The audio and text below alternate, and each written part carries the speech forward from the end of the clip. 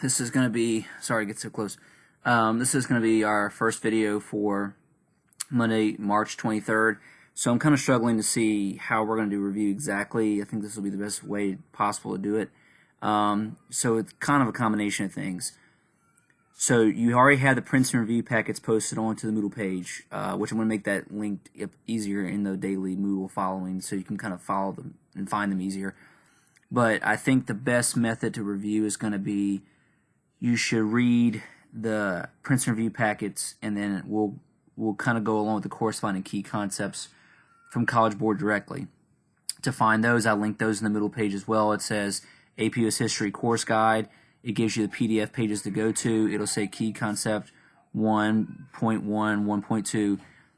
1.2. Every answer has to come from key concepts. So what you want to do is basically kind of read along. I can go back through old PowerPoints, but I feel like this will at least kind of get us more straightforward. If you want kind of more of an overall general review of that era, I would suggest Crash Course. Go back and rewatch Crash Course videos from that time. I'm going to link Crash Course videos that will correspond to what we're doing, so you can easily follow along what's going on. And then if that doesn't work, let me know, but that's probably going to be the best thing I can do for content review. We'll probably also squeeze in some writing review here too, but my goal is to have at least half the review done, hopefully by April 3rd. That way, by the time you go to take or get your dates for the test, you'll have most of the review done. I think we're going to have about 3 weeks of videos, maybe 4 weeks of videos for review. We'll kind of see how things go, but I'm not going to go back through every single PowerPoint. It would just take way too long to do that. So we're just going to focus on the exact things we need to do. So here's what I'm going to end up doing today for the first video. I'm going to read along with the prints and review because I know some of you aren't going to do it anyway, or you're not going to go sit down and read it and go back through everything. So at least I'm going to read through this, and we're going to talk about how they correspond to the key concepts. It'll be a lot easier to do today's with just probably 2 videos because it's Unit 1 for the APUSH course guide. It's not a lot, and usually there's not a lot of questions from this in general. But for future videos, we'll probably split up the key concepts maybe over a couple days, not just all in one day. Anyway, so we're looking at the prints and review. I have it labeled as Review Reading 1, 17th and 18th centuries. So we're going to start with Native Americans and pre-Columbian North America. I'm going to read this to you first, and we're going to go through and talk about the key concepts and how they match up. So historians refer to the period before Christopher Columbus' arrival in the New World as pre-Columbian era. During this period, North America was populated by Native Americans, not to be confused with native-born Americans, a group that includes anyone born in the United States, like now or anytime. Recently, the College Board has pushed for an increase in the number of multiple-choice questions involving this era, so it's extremely important to understand the clash of cultures that occur between European settlers and Native Americans, and that kind of is where most of the key concepts fall. What's the give and take with Native Americans and Europeans that lived out in the Americas early on, as well as their subsequent conflicts throughout American history. Most historians believe the Native Americans are the descendants of migrants who traveled from Asia to North America. The migration likely occurred in multiple ways, from as early as 40,000 years ago to as recently as 15,000 years ago. During this period, the planet was significantly colder, and much of the world's water was locked up in polar ice sheets, causing sea levels to drop. The ancestors of the Native Americans could therefore simply walk across a land bridge from Siberia, from modern Russia to Alaska. As the planet warmed, sea levels rose, and the bridge was submerged, forming the Bering Strait. These people and their descendants eventually migrated south, either by boat along the Pacific coast, or possibly along an ice-free corridor east of the Rocky Mountains, and went on to populate North and South America. That's just kind of more general background. The next part, where it goes into like the different types of Native Americans, that's what you want to be aware of. That's where the questions were most likely to come from for Native Americans. And it would be helpful to know a few names of tribes to help kind of get you through any kind of questions. Because remember, all this is going to be writing for this test.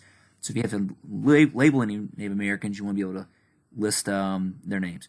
Okay, so at the time of Columbus's arrival, around the 1490s, between 1 million and 5 million Native Americans lived in modern Canada and the United States. So 1 to 5 million living in the United States and Canada, not the entire Americas. Another 20 million lived in Mexico. I think it's about 50 million or more lived in all the Americas overall. But one key difference between Central America and South America is that the populations of Native Americans in present-day United States were much smaller. There wasn't a lot of large groups living in present-day United States. Okay, sorry. Native American societies in North America ran the gamut from small groups of nomadic hunter-gatherers to highly organized urban empires.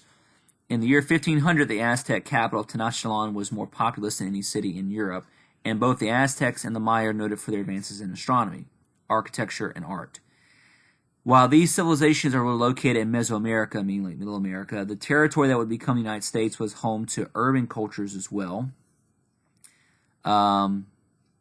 such as the Pueblo people of the desert Southwest for their multi-story stone houses consisting of hundreds of rooms, the adobe. So like this is like the Pueblo Indians or the Southwest. That was a group we talked about. They lived in the Southwest. They were hunter-gatherers, did some farming. They were not nomadic. They lived in adobe, so they all lived in those adobe buildings in the Southwest.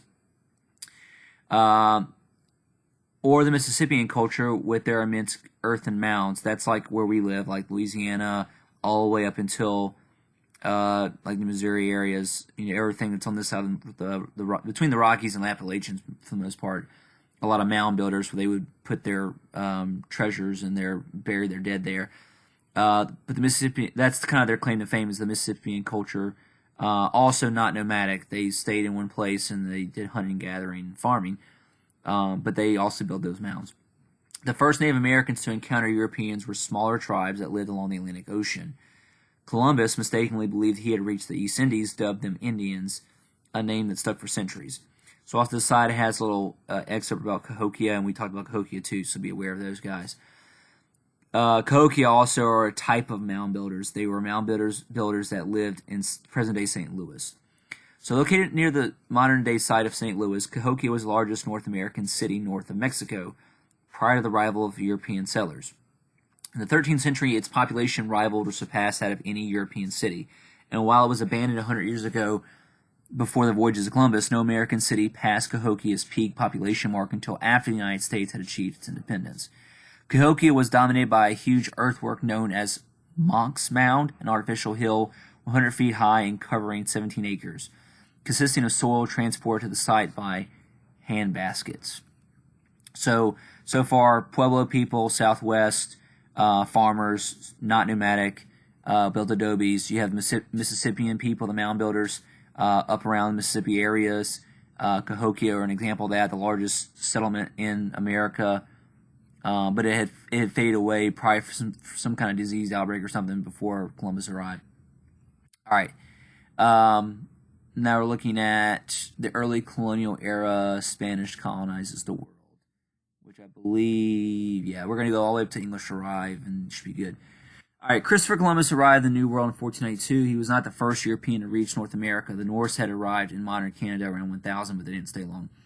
But his arrival marked the beginning of the contact period, during which Europe sustained contact with the Americas and introduced a wide range exchange of plants, animals, foods, and communicable diseases and ideas known as Columbian Exchange. This has been the Columbian Exchange is the big thing. Like that's one of the biggest things that comes up all the time. If they're going to go reference anything from way back when, it's probably going to be most likely the Columbian Exchange. And you want to be aware of things that got exchanged back and forth for the Columbian Exchange. Like you want to know things like pigs and horses. A lot of different diseases came over from Europe to the New World. A lot of different plants, those kind of different things. You also see the New World giving stuff back to the Old World, things like corn and potatoes, maize, those kind of things are very big. Those are the ones you want to be aware of. Syphilis was the disease that the New World gave to the Old World. Unlike Leif Erikson, I'm not going to say the name, another Norse explorers, the better remembered Columbus arrived at a time when Europe had the resources and technology to establish the colonies far from home. When Columbus returned to Spain and reported the existence of a rich new world with easy to subjugate natives, he opened the door for a long period of European expansion and colonialism. During the next century, Spain was the colonial power in the Americas. The Spanish founded a number of coastal towns in Central and South America, not current United States, and the West Indies, where the conquistadors collected and explored much of the area as well as they could. Under Spain's encomienda system, that's something you want to be aware of, encomienda system, The crown granted colonists authority over a specific number of natives. The colonists were then obliged to protect those natives and convert them to Catholicism or Christianity. So to be able to get land or to get all these territories, you'd have to be able to enter into the encomienda system, because the only way you could basically enslave natives to work for you was to also Christianize them, feed them, house them, those kind of things. So that was part of the deal with the Spanish government. If it sounds like a form of slavery, that's because it was. Meanwhile, the strength of Spain's navy, the Spanish Armada, kept other European powers from establishing much of the foothold in the New World. So throughout the 1500s, from like 1490s until the 1580s, Spain dominated the trade back and forth, which is why it came to dominate most of Central and South America, getting all this gold and silver out, because they had a very strong fleet to defend it. In 1588, the English Navy defeated the Armada, and consequently French and English colonization in North America became much easier. All right, little box here at the bottom.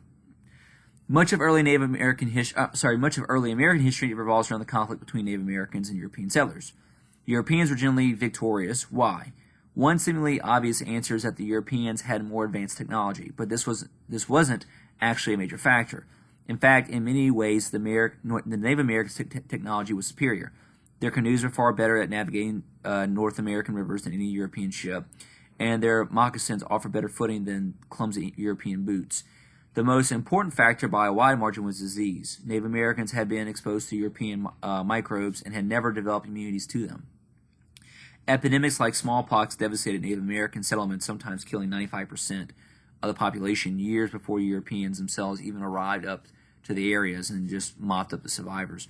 So disease by far killed millions and millions of Native Americans in North, South, Central America, because there was nothing they could do about it. And they may not died all at one time, but by the time the Europeans maybe got deeper into the interiors, those populations already been depleted because of disease outbreaks. So we're going to stop video 1 there, and then we're going to go through the key concepts from the course guidebook and kind of wrap up